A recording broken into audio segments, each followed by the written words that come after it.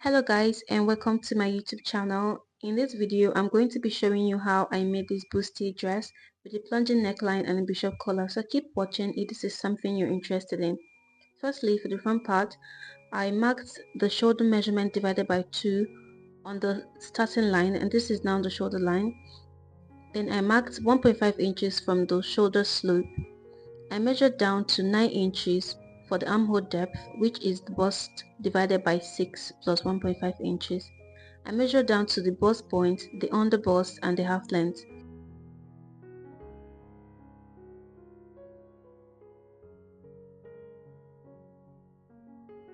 I repeated these measurements on the other side to be able to get a straight line.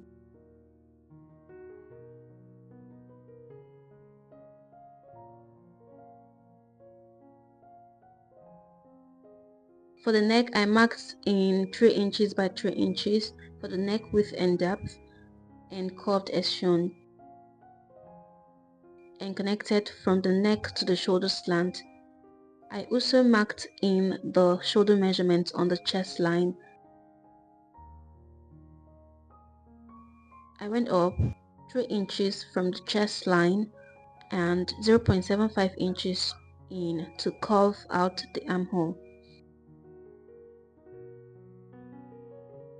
I marked in the bust measurement divided by 4 plus 0.375 inches for ease on the chest line and curved to the armhole as shown.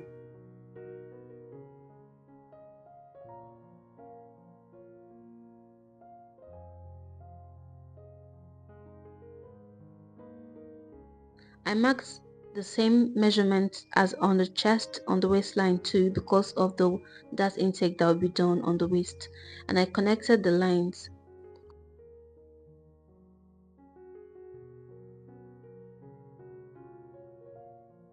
For the dart line, I marked in 4 inches on the waist and on the bust point. I measured the shoulder and divided it into 2 and got the middle point and connected as shown.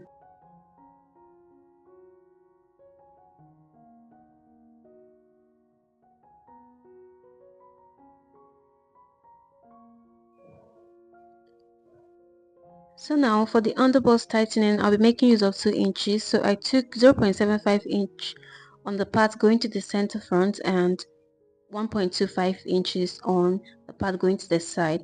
And I came down 0.625 from the bust point to prevent pointiness, and I connected the curve like so.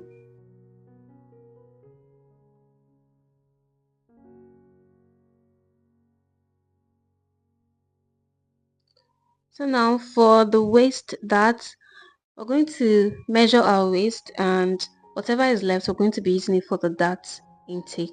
Now I'm going to divide this measurements in an equal manner, and I'm going to be taking the smaller value on the center side and the larger value we'll be going for the side. Remember that we took the same measurements on the chest line and on the waistline.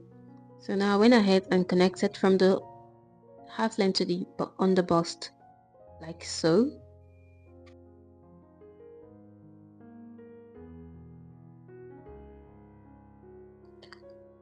So the front half length and the back half length is not always the same.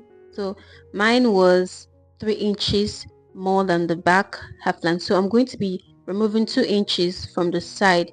This is now the side bust darts. Then on the shoulder line and the middle of the shoulder, I'm taking 1 inch for tightening. You can also do this by slashing the bust point open and measuring the value that you get, dividing it by 4. But I'm just going to go ahead and use 1 inch because it always works for me. Then this part is going to be closed later, so I'm going to measure it and replace it, because when we close it, it's going to shorten the shoulder. I'm going to be replacing it, but because I'm going to be working with a stretchy net fabric, a stretchy chantilly, I'm going to be just replacing with ½ inch instead of 1 inch. Just watch what I did here. You see, instead of replacing with 1 inch, I went ahead to replace with ½ inch.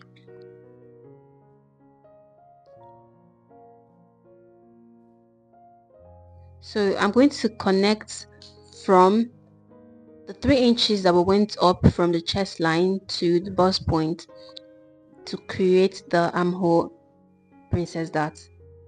So now I'm going to measure and match the length of the side bust dart like so, and I connected it like so. You can also achieve this by closing it and seeing if it's equal or not.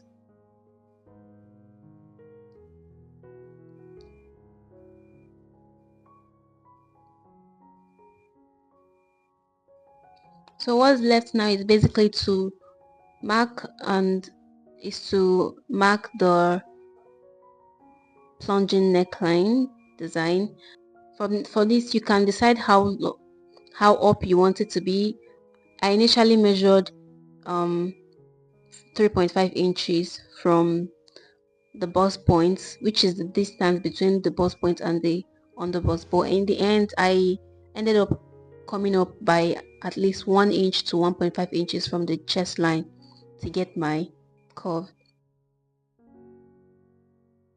Okay, so this is what it looks like after I was done. If you can see, you will see that I came up extra half inch from the half inch that I came up with before. I don't know if you understand. And then I've gone ahead to close up the shoulder dart to be able to get a perfect curve. This one you can do it however you want. Just know that the curve, the plunging neckline starts from the underbust. So mine at least started from the underbust. I almost freehanded it, like I freehanded it. I used freehand most of the time, then I later traced it out with my curve ruler.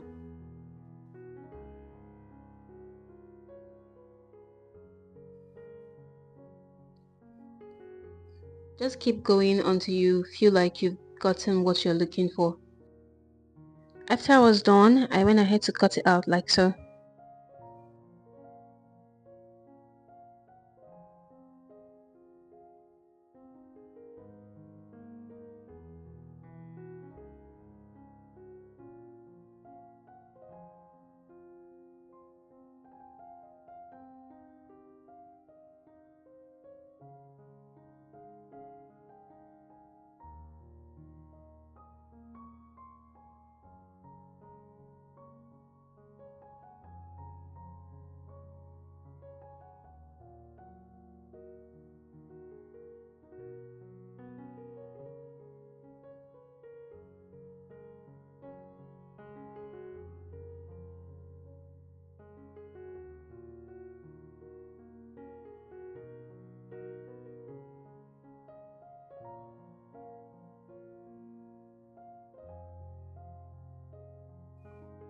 So for the back pattern, I marked 1 inch for the zipper allowance and I connected the line.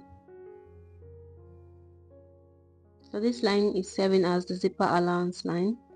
Then I measured my shoulder measurement divided by 2. Then I came down 1 inch for the shoulder slope of the back pattern. Then I went down to my armhole line, which is 9 inches. I also took these measurements on the zipper allowance side. I then measured down to the back half length, which is 16 inches, which is 3 inches shorter than the front side. Then on the side that will be joined to the front, I measured down 16 inches plus half inch, which is, we've already taken care of 2.5 inches. For the neck, I used 3 inches by 1 inch. That's 3 inches width and 1 inch depth. Then I connected the curve as shown.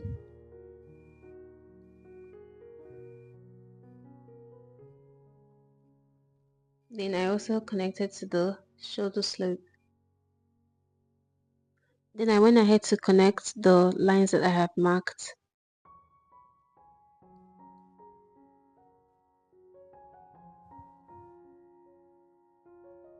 On the waistline, I went in half inch to prevent the zipper from bulging and 4.5 inches for the dart leg. I measured and marked the quarter of the bust measurements on the chest line and also on the waistline. That's the waistline is almost the waist divided by 4 plus half inch for the dart intake. I took the dart half inch on both sides. and also marked 4.5 inches on the chest line and connected like so. Then I connected the half inch that I took on the center back to prevent zipper bulging like so. Then I connected the half inch I went down from the 16 inches half length like so to the dart legs. Now I connected from the bust line to the waistline like so. So now I'll go ahead and complete the armhole, which is I took the same measurement I took on the chest line, on the shoulder line, on the chest line, then I connected a line like so. So I equally reduced the shoulder length by half inch to match up with the front. Then I went up 3 inches from the chest line to curve out the armhole like so.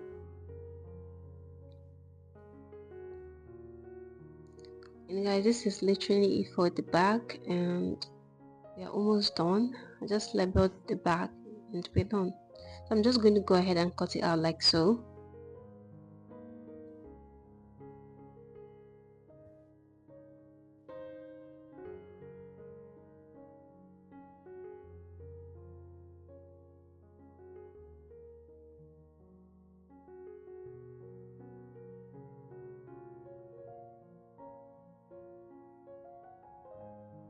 So here it is after I was done cutting out and leveling it, and this is the time that you go ahead and check whether the sides are matching.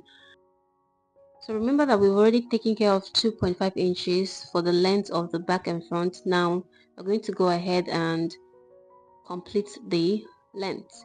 So see, I placed them together to see if they are aligning. Then I marked off what was left and I just trimmed it off.